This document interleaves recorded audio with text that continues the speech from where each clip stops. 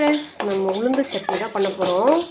நாளைக்கு வந்து 2 table spoon உளுந்து, ஒரு கொத்து கருவேப்பிலை போட்டு எண்ணெய் இல்லாமல் வறுத்துக்குங்க. எனக்கு இது போதும் குவான்டிட்டி உளுந்து. உங்களுக்கு நீங்கள் நிறைய ஸ்பூன் எடுத்தீங்கன்னா நீங்கள் 4 ஸ்பூன் 5 ஸ்பூன் போட்டுங்க. அதுக்கு வந்து 2 தக்காளி, ஒரு வெங்காயம் எடுத்திருக்கேன். ஒரு 5 பல் பூண்டு எடுக்கணும்.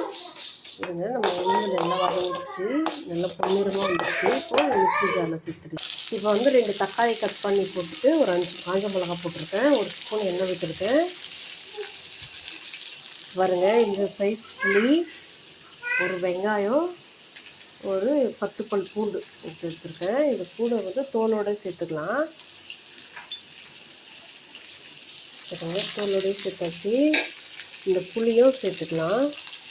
இப்போ வந்து தக்காளி நல்லா வதங்கட்டும் ஒரு பக்கம். இன்னொரு பக்கம் திருப்பி விடும்போது வெங்காயம் கட் பண்ணி சேர்த்துக்கலாம்.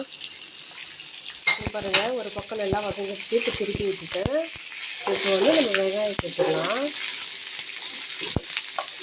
வெங்காயம் சேர்த்தாச்சு. வெங்காயம் கொஞ்சம் லைட்டாக வதங்கட்டும். அதுக்கு உப்பு போட்டுக்கலாம். பாருங்கள், நம்ம சட்னிக்கு ஏற்ற உப்பு. அதனால் நல்லா வதங்கட்டும். வதக்கிட்ட பிறகு நல்லா ஆற விட்டு மிக்ஸி ஜாரில் போட்டு அரைச்சிட்டு தாளிச்சிட வேண்டியதான்.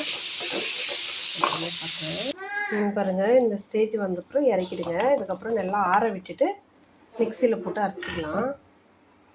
இப்போ நல்லா ஆறிடுச்சு. நம்ம வதக்கி வச்ச தக்காளி வெங்காயம்லாம் இப்போ போட்டு அரைச்சிட்டு வந்துட்டேன். இப்போ உங்களுக்கு வேணும்னா தாளிச்சிக்கலாம், இல்லை அப்படியே கூட சாப்பிட்லாம். எப்படி சாப்பிட்டாலும் டேஸ்ட்டாக இருக்கும். நான் வந்து தாளிக்க போகிறதில்ல, நான் அப்படியே தான் சாப்பிட போகிறோம். இதுதான் ஃப்ரெண்ட்ஸ். இது வேறு இதுக்கு பாத்திரத்துக்கு மாற்றிக்குவேன். இவ்வளோ தான் ஃப்ரெண்ட்ஸ். நீங்களும் ட்ரை பண்ணி பாருங்கள். பாய்.